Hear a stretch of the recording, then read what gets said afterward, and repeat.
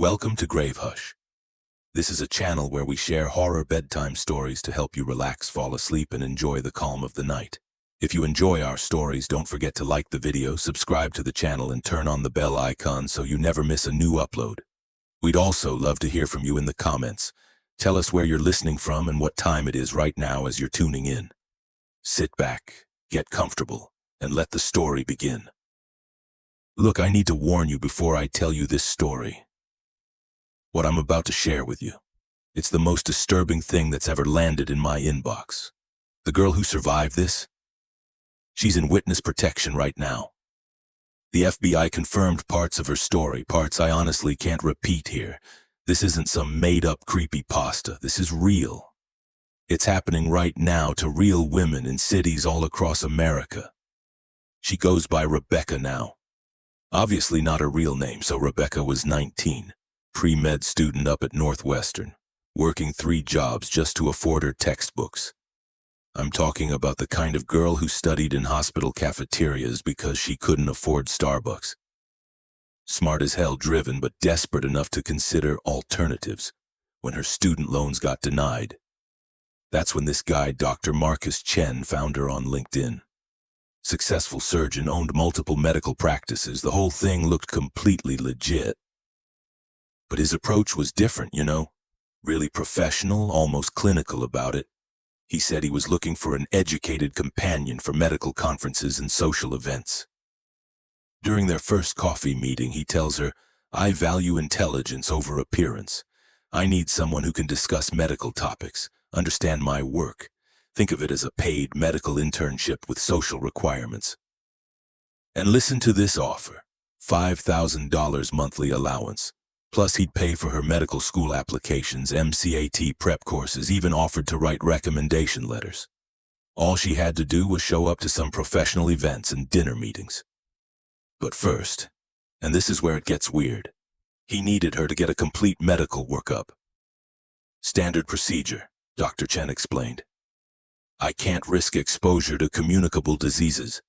My surgical practice requires absolute health security. Now, the medical screening Rebecca went through was insane. I'm talking full blood panel, tissue typing, genetic testing, organ function analysis, bone marrow biopsy, even cardiac catheterization. One of the nurses actually said to her, "This is unusual for a dating arrangement. Most people just ask for STD tests." But Dr. Chen had explanations for everything. He worked with immunocompromised patients. He traveled internationally. He needed to make sure Rebecca's health wouldn't interfere with his medical obligations.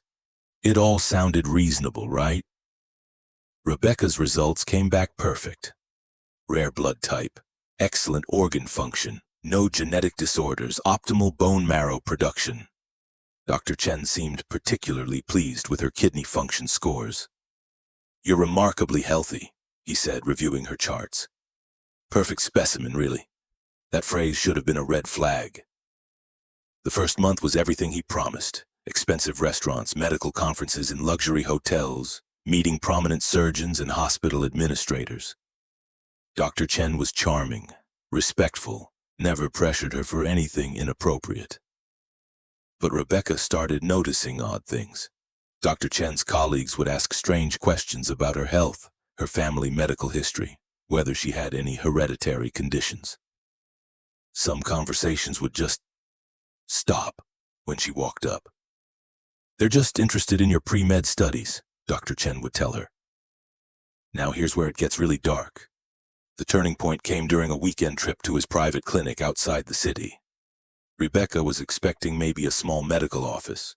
Instead, she found this sprawling facility hidden behind tall fences with medical-grade security and no visible signage whatsoever. "I perform specialized procedures here," Dr. Chen explained as they toured these sterile hallways. "Clients who require absolute privacy." The basement level was restricted, but Rebecca got a glimpse when Dr. Chen's keycard malfunctioned for a second.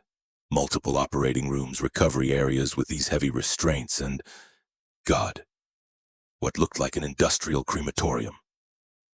"Tissue disposal," Dr. Chen said quickly, pushing her away. "Medical waste regulations are very strict." That night, staying in the facility's guest quarters, Rebecca couldn't sleep. Around 2 in the morning, she heard sounds from below. Medical equipment, voices, someone screaming briefly before being cut off. She tried to dismiss it, but her pre-med training recognized those sounds. Emergency surgery. Without anesthesia. When Rebecca told me this part, I had to pause the recording. The next morning, Dr. Chen was different. Less charming, more businesslike. During breakfast, he's reviewing her medical files again, making notes. "Your kidney function is exceptional," he said. "Liver enzymes perfect. Heart muscle incredibly healthy for your age." Rebecca asked, "Why does that matter for our arrangement?" "It doesn't." Dr. Chen smiled, but his eyes were cold. "I'm just appreciating my investment." Rebecca tried to leave that day, claiming she felt sick. Dr. Chen insisted she stay for observation given the significant medical investment he'd made in her health screening. That's when Rebecca realized the guest room door was locked from the outside. She wasn't a sugar baby anymore. She was inventory. Now listen to this. Dr. Chen explained it that evening like he was giving a business presentation. His private clinic served ultra-wealthy clients who needed organ transplants but didn't want to wait for legal donor lists. Young, healthy women got recruited through sugar daddy arrangements, medically screened to ensure organ viability, then harvested. "Your kidney alone will sell for 400,000, he said, reviewing her charts like a grocery list. "Liver segments, 200,000 each. Heart valves, corneas, bone marrow, you're worth approximately $2.3 million in parts." This next part still gives me chills. The basement held 12 other girls in various stages of this process. Some were still healthy, newly recruited, still going through medical screening. Others were recovering from partial harvesting, kidney removal, bone marrow extraction, liver segments. The worst ones, the ones missing multiple organs. They were kept alive on life support, harvested gradually to maintain what Dr. Chen called organ freshness. His clients preferred organs from living donors. Rebecca met this girl, Sarah, college student missing one kidney and part of her liver. Sarah whispered to her, "He takes whatever buyers request. Keeps us alive as long as we're profitable. When we're too damaged for more harvesting, crematorium." This place was a medical horror show. Operating rooms designed for conscious patients because Dr. Chen's clients paid premium for organs from aware donors. They believed the fear improved organ quality. Recovery rooms had restraints built right into the hospital beds. IV stands delivered just enough nutrition to maintain organ function. Heart monitors made sure patients stayed conscious during procedures. Rebecca's harvesting was scheduled to begin with kidney removal, followed by liver segments, then gradual extraction of her remaining organs over several weeks. Dr. Chen said the process could take months if managed properly. Her escape came during a botched procedure on another girl. The patient went into cardiac arrest during kidney extraction, causing enough chaos for Rebecca to slip her restraints and find an emergency exit. She ran through the forest surrounding this clinic, still wearing a hospital gown, bare feet bleeding on gravel roads. Finally found a highway, flagged down a trucker who called police. When the feds raided the place, gone, completely empty, clean, professional. The only evidence was Rebecca's medical records and testimony from one other survivor they found wandering nearby. Dr. Chen vanished completely. The FBI believes he relocated the operation, possibly internationally. They've identified similar facilities in Mexico, Eastern Europe, Southeast Asia. Rebecca testified before a federal grand jury, but no arrests were made. Dr. Chen's identity was fake. The clinic was owned by shell companies. His medical credentials were fraudulent. She lives under federal protection now, new identity, different state. But she wanted her story told because these operations are still active, recruiting through dating apps and social media every single day. Rebecca's final message to me was, if someone offers to pay for medical screening as part of dating, run. Your organs are worth more than your company. The sugar daddy arrangement was never about companionship. It was a shopping trip for human parts. Okay, I need to stop shaking before I tell you this story. A nurse contacted me last week through some encrypted app. She'd been working at what she thought was just a regular fertility clinic, until she discovered what was really happening in the basement. She's in hiding now, but she sent me photos, medical records, everything. What I'm about to tell you, that this is happening right now. To girls just like you. I'm going to call her Amanda. So Amanda was 22, genetics student up at Berkeley. Brilliant girl, but broke as hell. Desperate, you know. Her research funding got cut and she was basically screwed.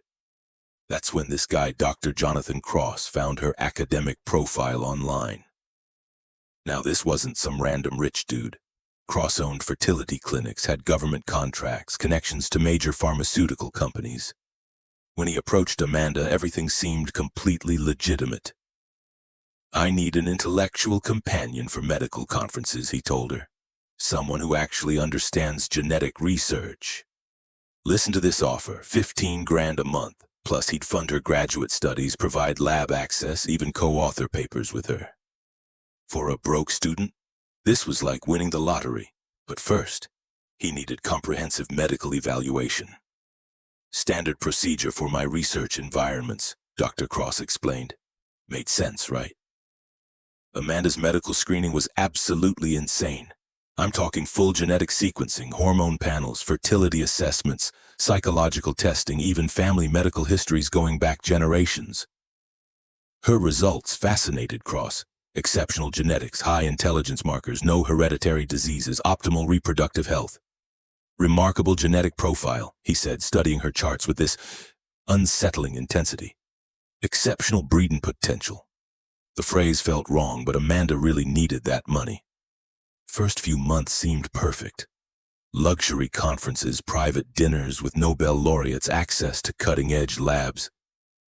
Cross was respectful, never inappropriate, seemed totally professional. But Amanda started noticing weird things.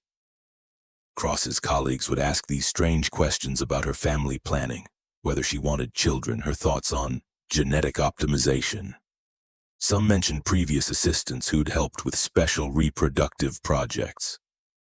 Then came the weekend trip to Cross's private facility. Amanda was expecting maybe a research lab. Instead, she found this massive medical complex that looked more like a residential facility with crazy heavy security. Specialized fertility research, Cross explained, giving her a tour through these sterile hallways lined with what looked like hospital rooms. Clients requiring absolute privacy for their family planning needs.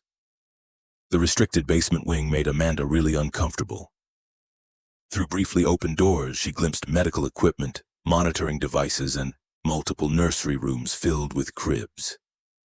That night, staying in the facility's guest quarters, Amanda heard sounds from below. Babies crying, medical equipment beeping, hushed conversations about delivery schedules and genetic assessments. But here's what really freaked her out. She heard screaming, a woman begging someone to please let her see her baby. Amanda tried to dismiss it, but her genetics background. She recognized this terminology. This was selective breeding. The next morning, Cross reviewed Amanda's latest results, making these detailed notes about her ovulation cycles. Your fertility markers are absolutely perfect, he said. Optimal for producing enhanced offspring. Amanda asked, why are you monitoring my fertility? Research requires comprehensive data. Cross smiled, but his eyes were ice cold. You're about to become very valuable to my program. Amanda tried leaving that day. Cross insisted she stay for additional consultations. That's when she realized her room had hidden medical monitoring equipment everywhere, and the door was locked from the outside. She wasn't a research assistant anymore. She was breeding stock. Now listen to this. Cross explained it that evening like he was giving some business presentation. His facility served ultra-wealthy clients seeking genetically perfect children. Young women with exceptional genetics got recruited, artificially inseminated, and then monitored throughout their pregnancies. Your genetic profile indicates potential for extraordinary offspring, he said like he was reading a shopping list. Intelligence, beauty, disease resistance, your children will sell for millions. This next part still makes me sick. The basement held 15 women in various stages of this program. Some were newly pregnant, strapped to medical tables for daily monitoring. Others were in late pregnancy, literally chained to beds in these delivery rooms. Amanda met this girl, Sarah, former Harvard student, now 8 months pregnant with her 4th child for the program. "He keeps us pregnant constantly," Sarah whispered, showing Amanda these surgical scars on her arms from forced IVF procedures. "After delivery, they take the baby immediately. If you resist, they operate without anesthesia." The horror was completely systematic. Women were kept in medical restraints between pregnancies, fed through tubes to maintain optimal nutrition, given fertility drugs to maximize egg production. Cross's clients paid millions for genetically guaranteed children. The facility had delivered over 200 babies to wealthy families worldwide. Amanda discovered the worst part during a medical examination. Cross had already begun hormone treatments without her knowledge, preparing her body for artificial insemination. "Your first pregnancy begins tomorrow," he announced. "The client specifically requested your genetic profile for enhanced intelligence." That night, Amanda heard a woman screaming from the delivery room. Through the walls, she could hear Cross telling someone, "If she doesn't survive the birth, we have her eggs preserved." When Amanda told me this part, I had to pause the recording. Her escape came during a medical emergency. One of the women died during delivery. The baby survived, but the mother hemorrhaged to death.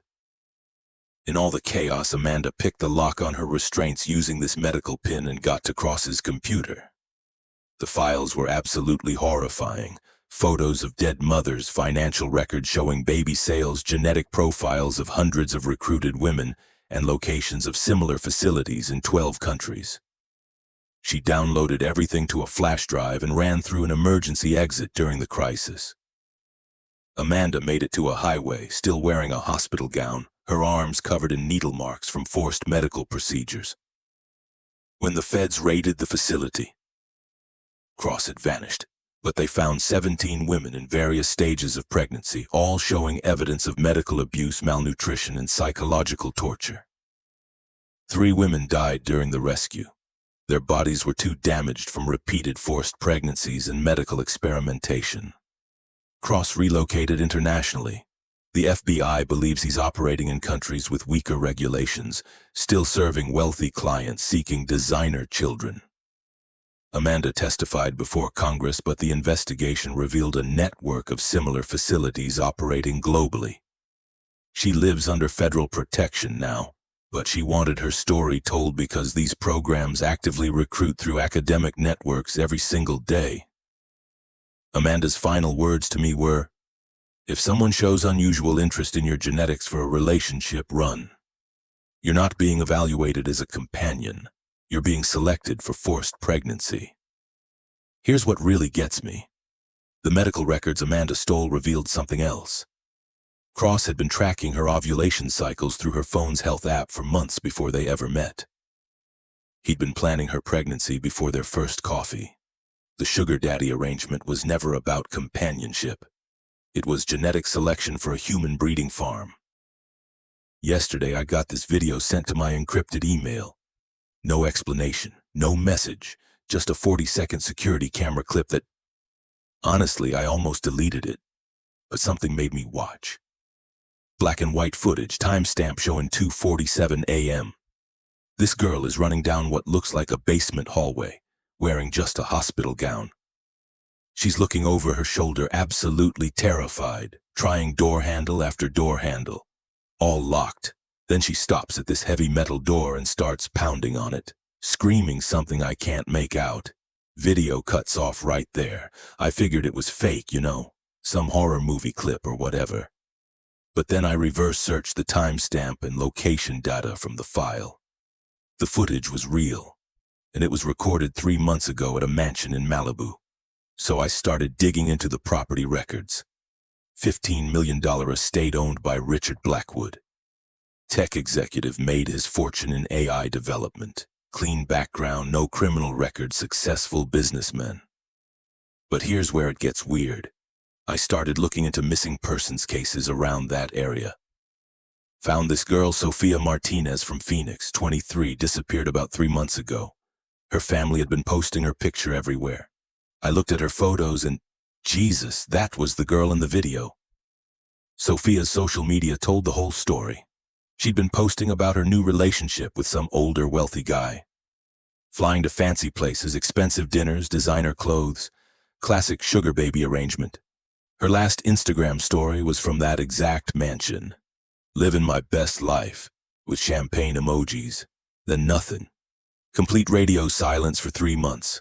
I kept digging, found more missing girls, all connected to the same pattern. Ashley from Denver, missing 6 months. Miranda from Atlanta, gone 8 months. Jessica from Seattle, missing over a year. All of them had posted photos from that same Malibu mansion before they vanished. So I decided to investigate this Richard Blackwood guy. Created a fake social media profile, started researching his background, looking for any way to get close to him. Turns out he's got a type. Young, educated, financially struggling women.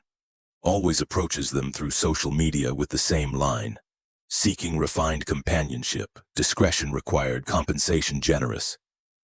I reached out to some people in the area, asked around about this guy. Most people said he seemed normal, kept to himself, through these exclusive parties sometimes, but very private. But then I found someone who'd worked security for one of his events. Guy told me something that made my blood run cold. Weird thing about Blackwood's parties, he said. He'd always have these beautiful women there, but they never talked. Just sat in chairs around the room like decorations. Never moved, never spoke, just stared straight ahead. I asked what he meant by that. They looked alive, but empty, like someone had turned them off. That's when I knew I had to get inside that mansion somehow. I contacted a private investigator I know, told him what I'd found. He agreed to help me get surveillance footage from around the property. What we found was disturbing. Multiple delivery trucks going to the mansion. Medical supply companies, pharmaceutical deliveries, even a mortuary service making regular visits. But no ambulances ever left the property. Ever. We set up surveillance and watched the place for 2 weeks. Richard Blackwood lived alone, rarely left the property but had regular visitors. Always young women arriving in Ubers or expensive cars. Here's the thing that really freaked us out. We tracked 7 different women entering that mansion over 2 weeks. None of them ever came out. My PI friend managed to get thermal imaging of the building. The main floor showed normal heat signatures, kitchen activity, living spaces, typical house patterns. But the basement showed multiple heat signatures in fixed positions. 12 distinct sources, all stationary, all in different rooms. Like people sitting perfectly still for hours at a time. We knew we had to get inside, but we needed probable cause for police involvement. That's when my PI friend had this idea. He'd pose as a wealthy client interested in Richard's collection services. Took 2 weeks of careful networking, but we got an introduction. Richard agreed to meet, said he had exclusive companions available for the right clientele. My friend wore a wire to the meeting. What Richard told him. I still get chills thinking about it. I specialize in permanent companionship, Richard explained.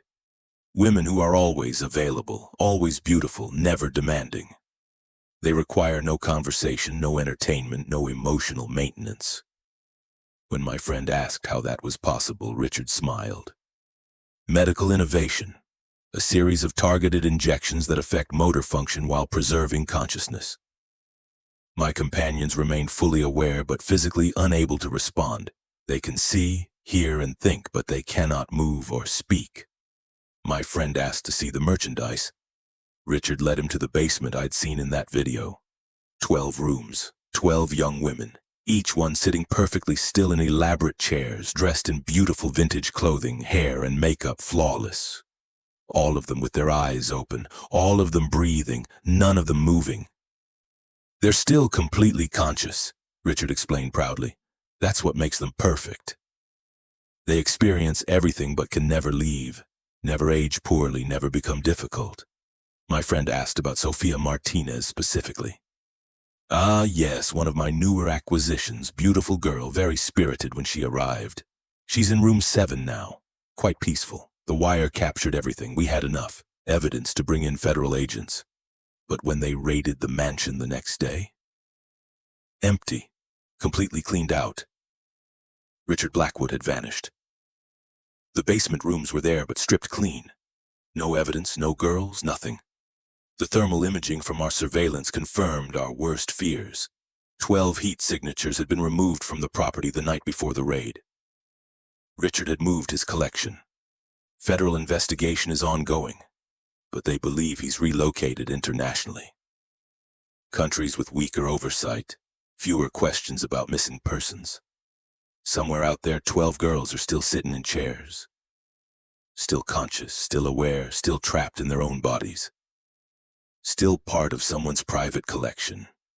The person who sent me that video? I never found out who it was, but I think it was someone trying to expose Richard's operation. Someone who knew that eventually people like me would piece it together. The collection continues, just in a different location. You ever have one of those nights where you just can't sleep? That's been me for the past week. Every time I close my eyes, I keep thinking about this phone call I got Tuesday morning. It was my cousin Jake calling from Portland. We're not super close, but we talk maybe once a year. Thing is, Jake sounded different, scared maybe. Which is weird because Jake's this tough construction guy who's never been afraid of anything. "Hey man, I need to ask you something weird," he says. "You still do that YouTube horror stuff, right?" I told him yeah, and he goes quiet for like 30 seconds. Then he says, "I think something happened to my girlfriend Emma. Something really messed up. And I don't know who else would believe this." So Jake starts telling me about Emma. They'd been together 2 years, living together for 6 months. Normal relationship, nothing crazy. But about 4 months ago, Emma started dating this older guy on the side. Now, before you judge, Jake knew about it. Emma was struggling with student loans, working at Target, barely making rent. When this wealthy businessman approached her about a companionship arrangement, Jake actually encouraged it. "We needed the money," Jake explained, "and the guy seemed legit. Dr. Alexander Voss owned some kind of medical research company. Emma would go to his place twice a week, come home with cash. Never had to do anything weird, just dinner and conversation." But then Emma stopped dreaming. Jake noticed it first because Emma used to talk about her dreams every morning. Crazy, vivid dreams about flying or being back in high school or meeting celebrities. She'd wake up and immediately tell Jake everything she remembered. Then one day, nothing. "When's the last time you had a dream?" Jake asked her. Emma thought about it and realized she couldn't remember dreaming in weeks. "At first we thought it was stress," Jake told me. "But then Emma started acting different." "Different how?" I asked. "Like she was running on empty. You know how people get when they haven't slept in days? That foggy zombie feeling? Emma had that, but she was sleeping 8 hours every night. Emma went to her regular doctor, got some blood work done. Everything came back normal. Doctor said some people just don't remember their dreams. Nothing to worry about. But Emma knew something was wrong. She'd always been a vivid dreamer since childhood. Her mom confirmed it.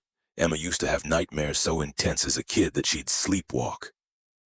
Now, complete blank. Every night she'd fall asleep and wake up 8 hours later feeling like she hadn't rested at all."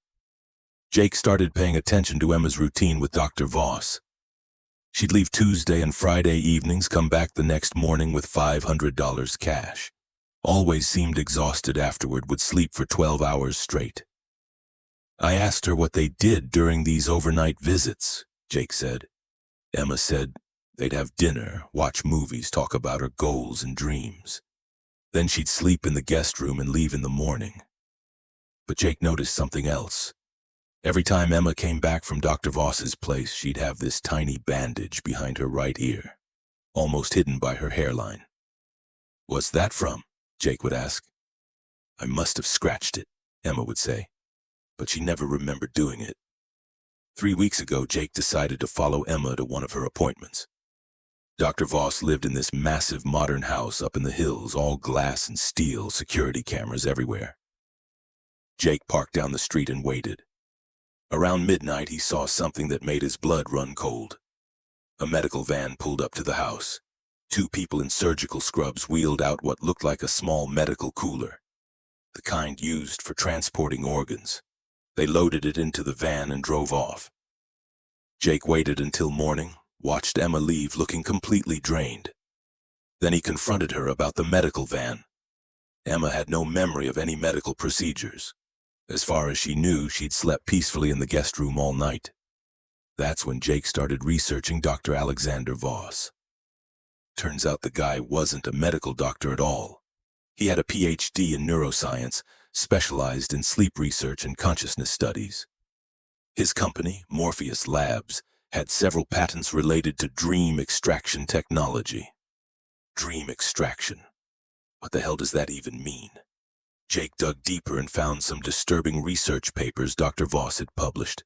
Theoretical stuff about harvesting and transferring dream experiences, treating chronic insomnia by transplanting dream activity from healthy subjects. But here's the really messed up part. Jake found client testimonials for Morpheus Labs. Wealthy people praising Dr. Voss for curing their insomnia with natural dream therapy treatments. One review said, "After years of sleepless nights, Dr. Voss's treatment gave me the most vivid, refreshing dreams. I feel 20 years younger. Worth every penny of the $50,000 treatment fee." $50,000 for dreams. Jake realized what was happening.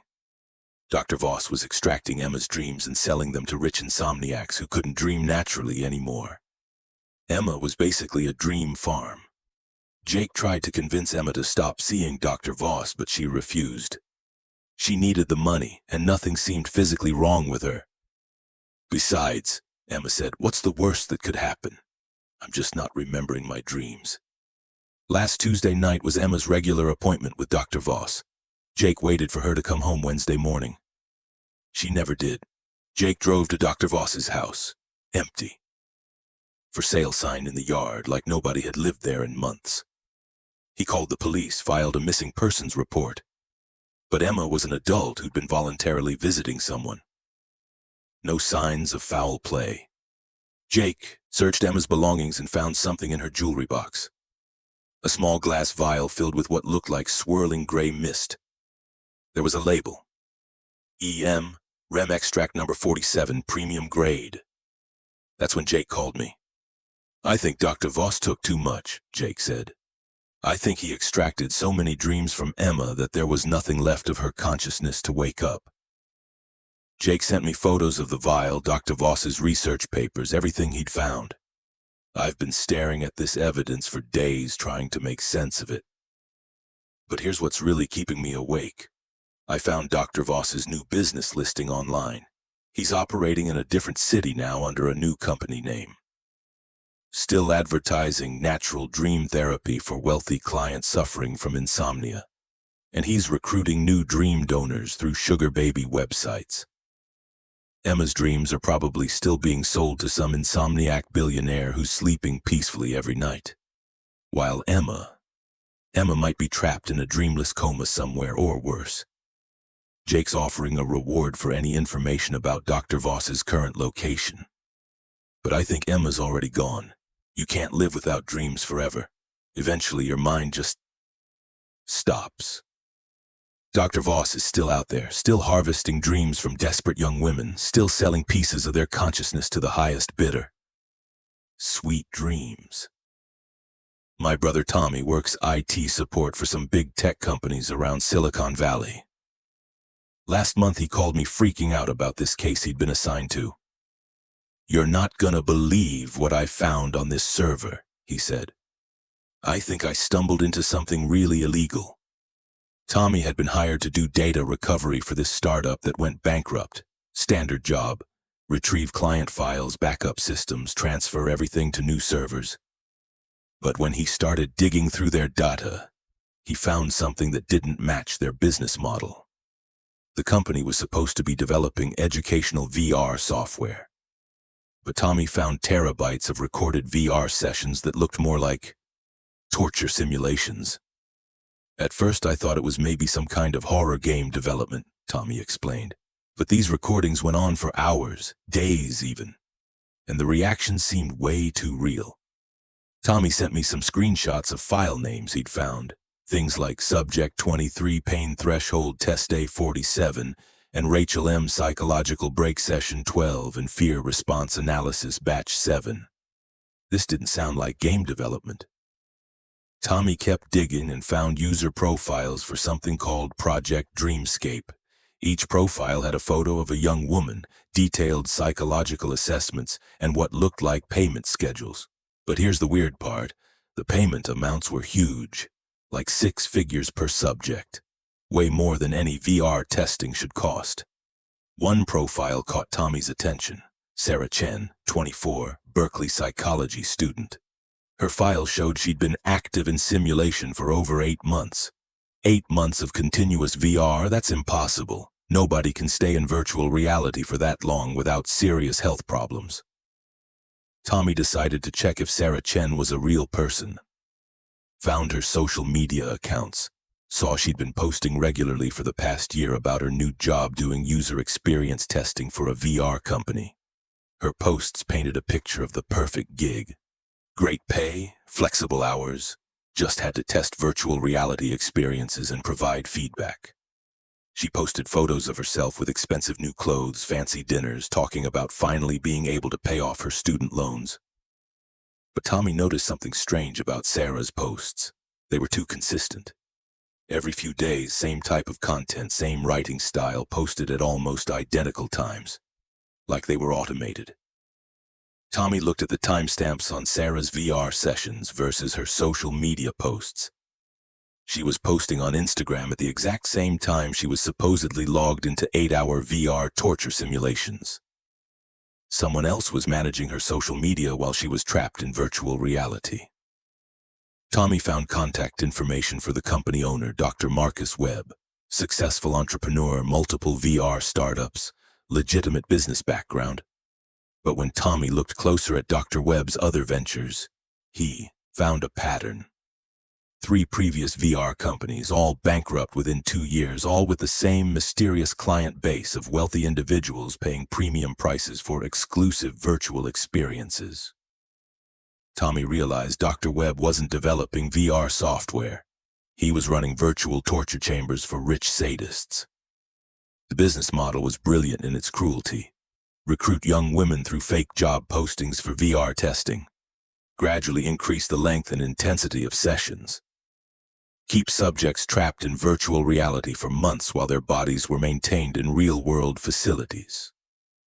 Meanwhile, wealthy clients could pay to access these VR chambers remotely, inflicting unlimited digital torture on real human subjects without any physical evidence or legal liability.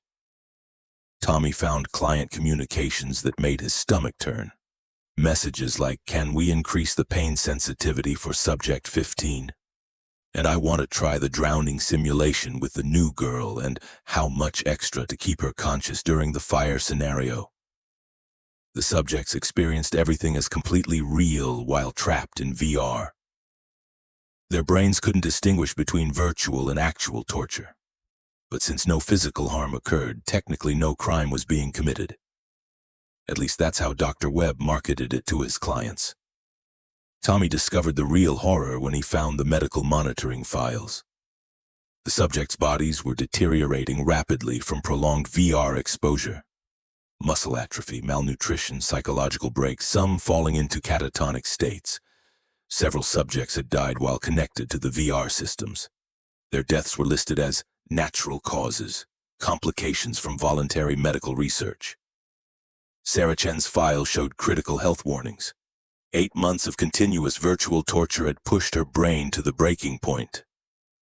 The medical notes indicated she was experiencing complete psychological collapse, but the torture sessions continued because clients were paying premium rates for her specific reactions. Tommy tried to find Sarah's real location, trace where the VR facility was operating. But Dr. Webb had covered his tracks well. shell companies, offshore servers, medical facilities registered in countries with minimal oversight. Tommy contacted the FBI with everything he'd found, but the investigation hit legal roadblocks. The VR torture occurred in virtual space, making it difficult to prosecute under existing laws. By the time authorities tracked down Dr. Webb's facility, it was abandoned, clean, professional, no trace of the subjects who'd been held there. Sarah Chen's social media still posts regularly, same schedule, same content style. But Tommy found evidence that her account is now managed by an AI system, posting pre-generated content to maintain the illusion she's still alive. Dr. Webb has vanished, but Tommy's investigation revealed similar operations in multiple countries. A growing network of virtual torture facilities serving wealthy sadists who want to inflict real suffering without legal consequences. The subjects experience genuine agony, but their tormentors never face prosecution because the torture occurs in digital space. Tommy still has nightmares about those VR recordings. Hours of screaming, begging, psychological torture that felt completely real to the subjects experiencing it. Somewhere right now, young women are trapped in virtual reality hells, experiencing unlimited torture while their bodies waste away in hidden facilities. Their screams are digital, but their suffering is real. Dr. Webb is probably recruiting new subjects through job postings for VR testing positions, testing that never ends. My girlfriend's roommate works as a paramedic here in Chicago. Last weekend, she came home from her shift looking completely shaken up. Said she'd never seen anything like what they just responded to. They got called to this upscale apartment building downtown around 3 in the morning. Noise complaint from neighbors about someone screaming. When they arrived, building security was already there trying to figure out which unit the sounds were coming from. Turns out it was apartment 4B. They could hear muffled screaming through the door, but nobody was answering when they knocked. Building manager let them in with a master key, what they found inside. Lisa said it was like walking into a medical facility, but wrong. Everything was too clean, too precise, too intentional. The main living room had been converted into what looked like a recording studio, but instead of music equipment, there were medical monitors, cameras, and this chair in the center with leather restraints still warm from recent use. No sign of whoever had been screaming. Lisa and her partner searched the apartment and found the bedroom set up like a recovery ward. Hospital bed, IV equipment, monitoring devices, medications lined up on the nightstand, but again, nobody there. The bathroom had a walk-in shower that looked more like a decontamination chamber. Multiple shower heads, drain in the floor, everything spotless like it had just been sanitized. But here's what really freaked Lisa out. The kitchen had been converted into what she described as a processing center. Industrial-grade audio equipment, computers with specialized software, and dozens of small glass vials filled with clear liquid. Each vial had a label. Things like Melissa K, Burn Response, Grade A, and Jennifer L, Drowning Fear, Premium, and Amanda R, Psychological Break, Collector's Edition. Lisa realized these weren't medical samples, they were recordings. Somehow someone was extracting and preserving pain responses. The police arrived while Lisa and her partner were still processing the scene. Detective told them they'd been tracking similar setups across the city for months. Upscale apartments, same medical equipment, same mysterious disappearances. "We think someone's running a high-end torture operation," the detective explained. "But we can never catch them in the act." Lisa asked about the vials, what they could possibly be. Detective said they'd sent previous samples to the lab, but results were classified. All he could tell them was that whoever was running this operation had figured out how to extract and preserve neurochemical responses to specific types of pain. "Basically," he said, "they're bottling agony." Lisa's partner found something else in the apartment that made everything click into place. A tablet left on the kitchen counter, still logged into some kind of auction website. The listings were horrifying. Individual pain. Extracts being sold for thousands of dollars each. Authentic fear responses from college-aged subjects. Pure terror extract, limited quantity. Psychological torture essence, highest grade available. The buyers weren't just sadists. They were collectors paying premium prices for these preserved pain experiences. Lisa looked at the recent transactions. Single vials selling for $5, $10, even $20,000 to anonymous buyers worldwide. But the most disturbing part was the custom order section. Wealthy clients could request specific types of pain extraction from particular demographic groups. Young women seemed to be the most valuable, with premium prices for first-time terror responses and prolonged psychological suffering. The detective explained that they believed the operation worked like an upscale sugar baby service. Young women would be recruited for what they thought were legitimate companionship arrangements with wealthy, older men. The victims think they're going to dinner dates and social events, he said. They have no idea they're being evaluated for their pain tolerance and fear responses. Lisa found client communications on the tablet. Messages like, "The brunette from last week produced exceptional screaming quality. When can we schedule extraction? And I need fresh tears of genuine despair for my private collection. And can you guarantee the subject will be conscious throughout the entire process?" The operation was sophisticated. Medical-grade equipment to monitor vital signs during torture sessions, recording technology to capture every sound and neurochemical response, and processing facilities to extract and preserve the pain essences for sale. Lisa said the worst part was finding the subject profiles on the tablet, photos and detailed information about dozens of young women, all recruited through dating apps and sugar baby websites.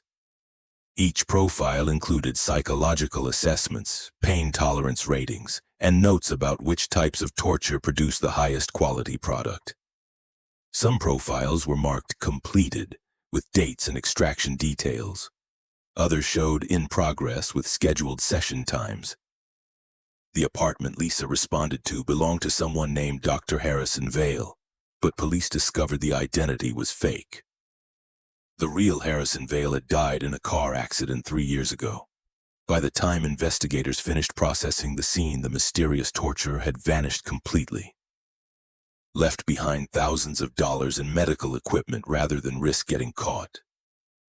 But Lisa said they found something else that haunted her. A shipping manifest showing recent deliveries of pain extracts to buyers in 12 different countries. Apparently, there's a global market for bottled human suffering, and someone was getting very rich supplying it. The detective told Lisa this wasn't an isolated case.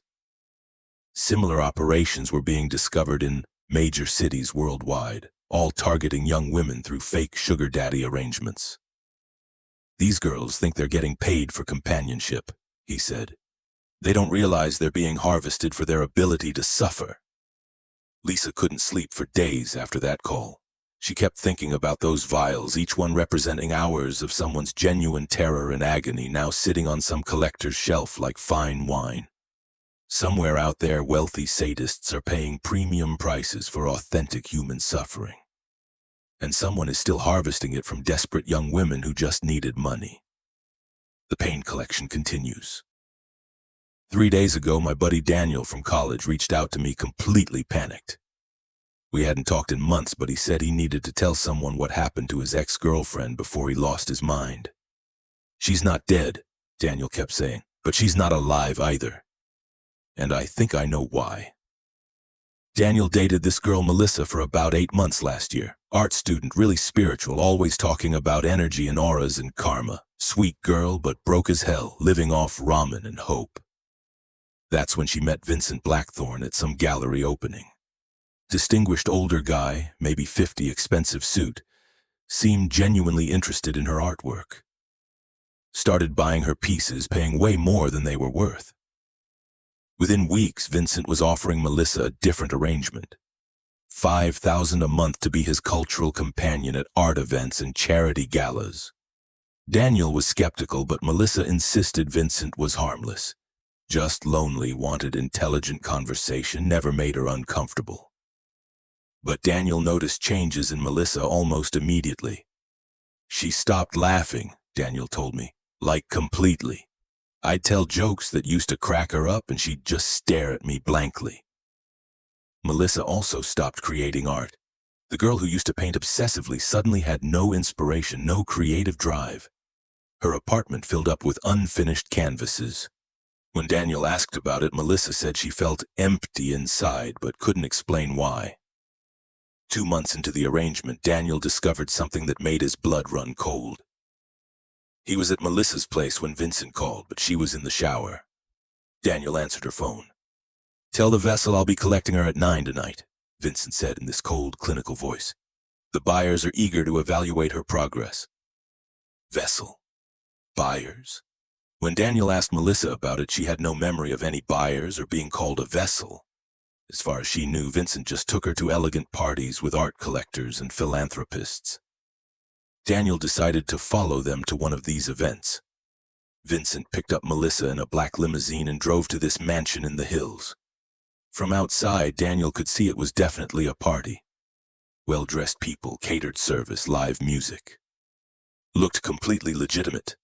But Daniel noticed something weird about the guests. They all moved wrong, too fluid, like they were gliding instead of walking, and their eyes reflected light in a way that made Daniel's skin crawl. Around midnight, Daniel saw Melissa through a window. She was standing in the center of a circle of party guests, but she looked different. Her posture was rigid, her face completely blank, like she was sleepwalking. The guests were examining her, pointing at different parts of her body, having animated discussions Daniel couldn't hear. Then Vincent stepped into the circle, holding what looked like an antique scale. He placed something small and glowing on one side of the scale, and it tipped dramatically. The guests erupted in excited chatter, pulling out checkbooks and electronic devices, apparently bidding on something. Daniel realized they were auctioning Melissa, but not her body. Something else, something invisible. When Melissa came home that night, she was different again, more vacant, like someone had dimmed her inner light. She barely acknowledged Daniel was there. "How was the party?" Daniel asked. "What party?" Melissa replied, genuinely confused. Daniel started researching Vincent Blackthorne and found almost nothing. No business records, no social media, no background information. Like he'd appeared out of nowhere. But Daniel did find something disturbing. Historical records of a Vincent Blackthorne from the 1800s described as an occultist who was executed for practicing dark magic. Same face, same name, same cold eyes. The breaking point came when Daniel followed Melissa to another party and saw what was really happening inside. The elegant party was a facade. The real event was happening in the mansion's basement. A supernatural auction house where demons bid on human souls using ancient gold coins and glowing currencies Daniel couldn't identify. Melissa and 6 other young women stood on a stage like livestock, completely unconscious but still breathing. Each had a glowing orb floating above their head, their souls partially extracted and ready for sale. The demons weren't bothering with human disguises in the basement. Wings, horns, claws, faces that shifted between human and monstrous. They examined the soul orbs like wine connoisseurs, discussing flavor profiles and corruption potential. Vincent was the auctioneer, calling out bids in languages Daniel didn't recognize, but he understood the process. These demons were buying pieces of the girls' souls, leaving them increasingly empty with each transaction. Daniel watched in horror as Melissa's soul orb was divided into sections, each piece sold to different demons for different purposes. One demon wanted her capacity for love, another bought her creativity, a third purchased her ability to feel joy. With each sale, Melissa's body on the stage became more lifeless, more hollow. Daniel tried calling the police, but what could he report? A supernatural auction that looked like an elegant party from the outside? He tried to rescue Melissa directly, but Vincent had anticipated this. Daniel found himself paralyzed, forced to watch as the auction concluded and the demons collected their purchases. When Melissa came home that final time, she was barely human. She could speak, eat, sleep, but there was nothing behind her eyes, no personality, no emotions, no soul, just an empty shell going through the motions of living. Daniel tried everything. therapists, doctors, even priests, but nobody could help someone whose soul had been sold piecemeal to demons. Melissa disappeared 3 weeks ago. Daniel found a note in her apartment. The vessel is no longer viable. New inventory required. Vincent Blackthorne is already recruiting new cultural companions through art galleries and dating apps. Daniel wanted me to share this because he believes Vincent targets specific types of women: creative, spiritual, financially desperate, perfect souls for demonic consumption. Their bodies survive, Daniel told me, but everything that made them human gets auctioned off to the highest bidding demon. Melissa is still out there somewhere, walking around without a soul, and Vincent is shopping for her replacement. The auction never ends. 2 weeks ago, I was at this coffee shop in downtown when I overheard this really weird conversation at the table behind me. This girl was talking to her friend about how she'd lost her sense of smell completely, and it was ruining her life. "I can't smell anything," she kept saying. "Not coffee, not flowers, not even garbage. It's like that part of my brain just died." Normally I'd mind my own business, but something about her voice made me listen closer. She sounded terrified, not just frustrated. Her name was Jessica, and she was telling her friend about this arrangement she'd had with an older businessman for the past 6 months. He, named Henri Dubois, owned some kind of luxury import business, met her at a wine tasting event. "He said I had the most sophisticated palate he'd ever encountered," Jessica explained. "Could identify wine regions, perfume notes, even distinguish between different types of honey just by scent." Henri had offered Jessica $5,000 a month to be his sensory consultant. All she had to do was attend exclusive tastings and fragrance events with him, use her natural abilities to help him evaluate products for his wealthy clients. Sounded like a dream job for someone with her talents. But Jessica told her friend that over the past few months, her abilities had been disappearing. First, she lost her ability to smell subtle fragrances, then stronger scents. Now nothing at all. "It started after Henri introduced me to his special clients," Jessica said. "These really wealthy people who were obsessed with authentic experiences. They'd pay thousands just to be around someone with genuine sensory gifts." Jessica's friend asked what she meant by being around her. "They'd sit close to me during tastings, ask me to describe scents in detail. Sometimes they'd even smell me, like lean in and breathe near my naked wrists." Henri said it was just their way of appreciating natural talent. But Jessica had started feeling drained after these sessions. Not just tired, but like something was being pulled out of her. "Henri gives me these supplements afterward," Jessica continued. "Says they'll restore my energy and enhance my abilities. But I keep getting weaker instead of stronger. I couldn't help myself. I turned around and introduced myself, said I was a journalist investigating unusual business arrangements.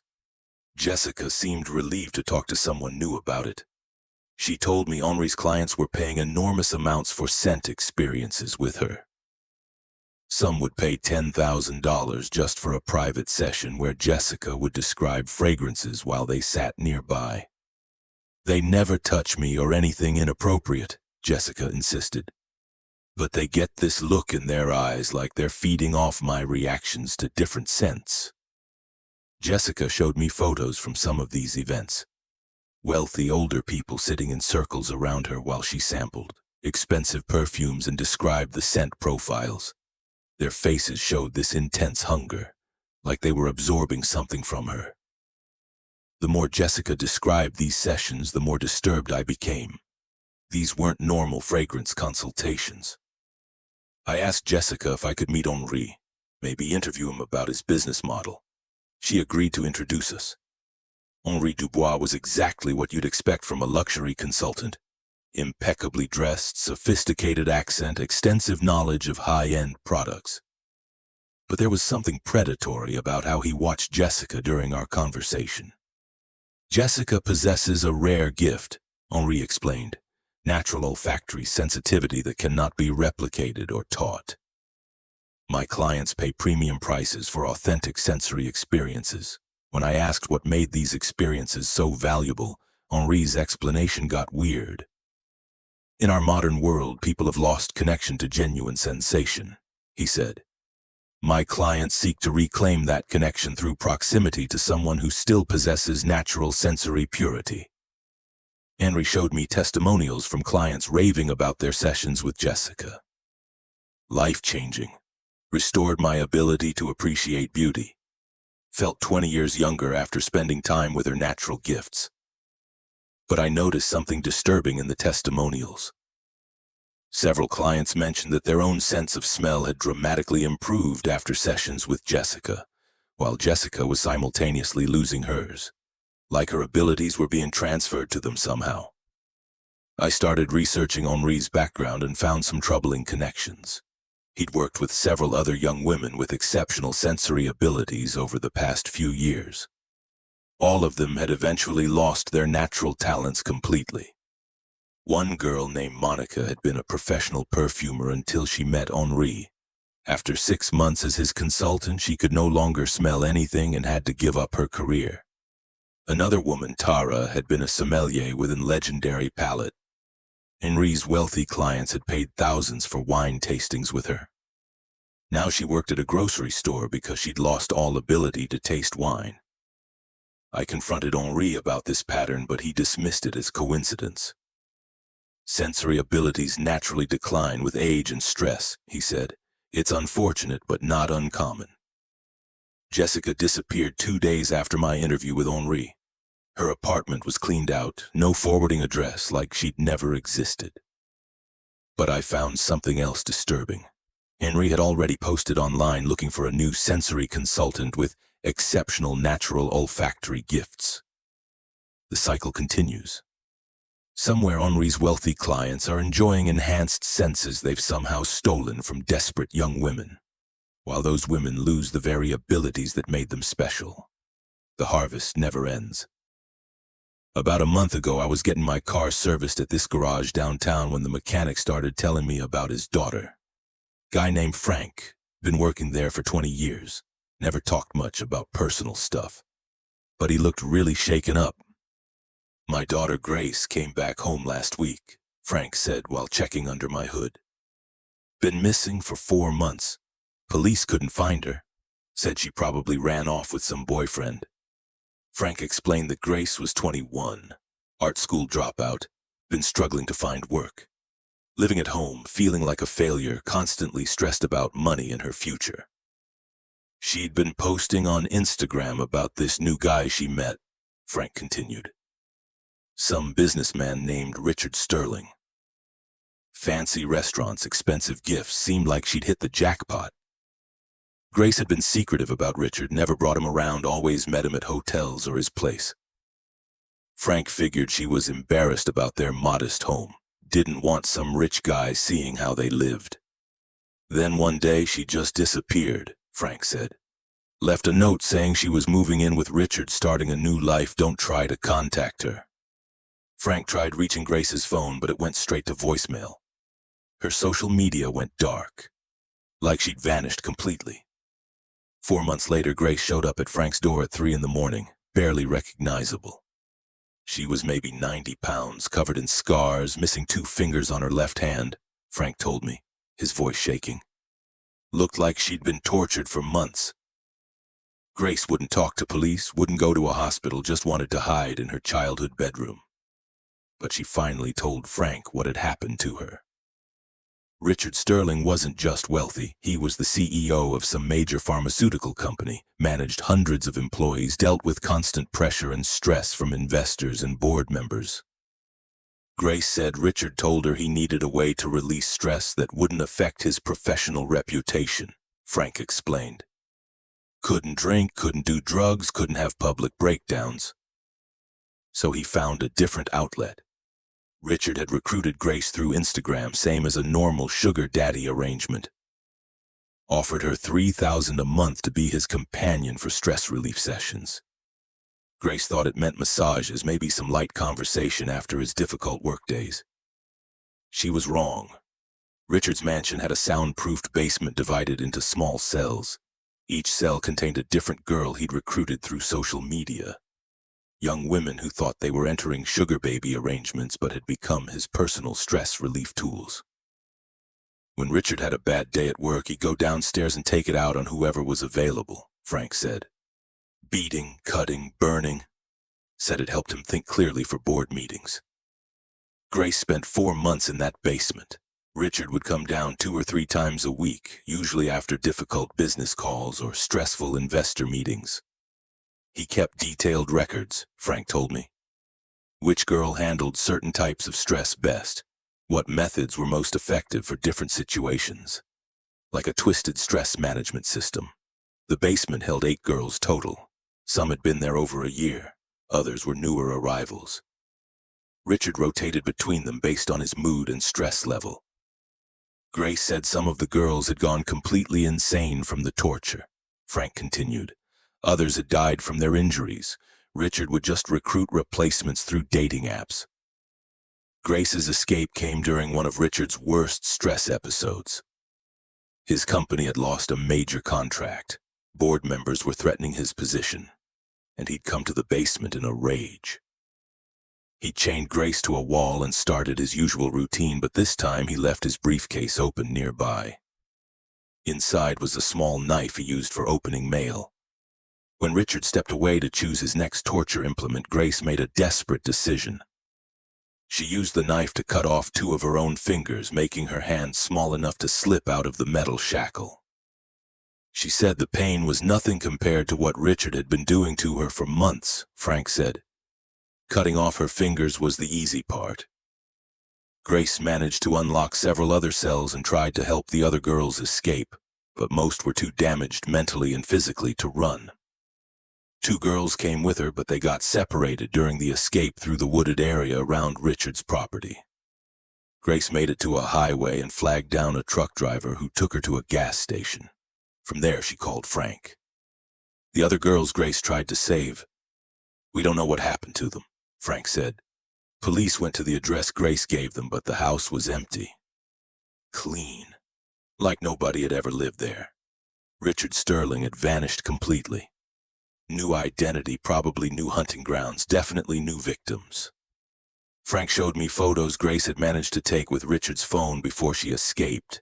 Images of the basement cells, the other imprisoned girls. Richard's stress management charts tracking which torture methods worked best for different business situations. "Grace wants other women to know," Frank said. "If someone offers easy money through Instagram, especially older businessman types dealing with stress, run. You're not being hired as a companion. You're being recruited as a human punching bag." Frank's daughter is still recovering, still has nightmares, still jumps at loud sounds. But she's alive. The other girls Richard collected for his stress relief sessions. Nobody knows where they are now. Richard is probably building a new basement somewhere, stocking it with fresh victims to help him manage his corporate anxiety. The stress relief continues one desperate girl at a time. "Last Saturday, I was helping my neighbor clean out his late mother's attic when we found this old photo album that made both of us stop cold. Pictures from some fancy estate, people in evening wear, but something felt really off about the whole scene. My neighbor Pete recognized one of the girls in the photos immediately. "That's Kayla Henderson," he said, pointing to a blonde girl in an expensive dress standing on what looked like a giant chessboard. "She lived 2 streets over, went missing about 8 months ago." Pete explained that Kayla had been posting on social media about dating some wealthy older man, always at these exclusive events and private parties. Her family thought she'd moved away with her new boyfriend, but they never heard from her again. "Look at this," Pete said, showing me another photo. The chessboard was massive, set up on the lawn of some mansion, but instead of regular chess pieces, young women in different colored dresses were standing on the squares. Each girl was positioned exactly like a chess piece would be. Some in front rows like pawns, others in back like rooks and bishops. They were all beautiful, all young, all wearing these elaborate period costumes. But their faces looked terrified. We found a business card tucked behind one of the photos. "Exclusive gaming enterprises, premium entertainment for discerning clients." Address in the hills, phone number, and a name. Maxwell Cromwell, entertainment director. Pete decided to call the number, pretending to be interested in their services. What he learned made us both sick. Maxwell Cromwell ran what he called immersive gaming experiences for ultra-wealthy clients. Think escape rooms, but with real stakes and unlimited budgets. Our most popular offering is Strategic Conquest, Maxwell explained during the call. A traditional chess match with living game pieces. Very exclusive, very exciting for the right clientele. Pete asked how it worked. We recruit young ladies through various channels, modeling agencies, dating apps, social media. They're told they're being hired for high-end entertainment work, which is technically true. The girls were housed at Maxwell's estate and trained for their roles as human chess pieces. Each was assigned a specific piece type and learned the movement patterns, rules, and positioning. The games themselves are quite elaborate, Maxwell continued. Wealthy patrons play against each other using our live pieces. When a piece is captured in the game, well, that's where things become interesting. Pete asked what happened to captured pieces. Maxwell's answer chilled us to the bone. Captured pieces are removed from the board permanently. Our clients pay premium prices for authentic consequences. Makes the strategy much more meaningful when real lives are at stake. Pete hung up and immediately called the police, but when they investigated the address, they found an empty property with no signs of recent activity. We decided to do our own research and found something disturbing online. A private forum where wealthy individuals discussed strategic conquest tournaments and shared photos from different games. The photos were horrifying. Dozens of different women over several years, all dressed as chess pieces, all positioned on various chess boards at different locations. Some forums posts discussed successful captures and memorable sacrifices. One post from someone called Grandmaster bragged about winning a match where he'd sacrificed 3 pawns to capture his opponent's queen. The photos showed exactly what he meant: 3 young women's bodies being carried off the chessboard. We found tournament schedules showing games happening monthly at different luxury estates across the country. Entry fees for players were $500,000 per game, with additional fees for piece replacement and board maintenance. The forums revealed Maxwell Cromwell wasn't just running one operation. He was coordinating a network of human chess tournaments for the ultra-wealthy, recruiting new pieces constantly as previous ones were captured during games. Pete recognized 2 more local missing girls in the forum photos. Both had disappeared after posting about new modeling opportunities with exclusive agencies. We tried contacting families of some missing girls whose photos appeared in the forums, but most had stopped searching months ago. Police had classified them as voluntary disappearances since the girls had left willingly for job opportunities. The most disturbing discovery came when we found tournament winner photos. Wealthy men posing with trophies made from pieces of the captured chess pieces, jewelry made from teeth, decorative items crafted from bones. The winners weren't just playing for money, they were playing for souvenirs. Pete found evidence that Maxwell was actively recruiting for an upcoming championship tournament, a week-long event requiring 64 women to serve as pieces across multiple games. The recruitment was happening through modeling scout accounts on Instagram and TikTok, targeting young women struggling financially or looking for breakthrough opportunities. We turned everything over to federal authorities, but the investigation hit roadblocks. The forums were on encrypted servers, the estates were owned by shell companies, and Maxwell Cromwell appeared to be a fake identity. Pete still checks missing persons reports every week, comparing photos to the tournament images we found. So far, we've identified 11 local women who disappeared after being recruited for Maxwell's exclusive entertainment work. Somewhere right now, wealthy sociopaths are playing chess with human lives while their victims stand frozen on giant boards, knowing that one wrong move means death. The next tournament is probably already being organized. New pieces are being recruited every day. The game never ends.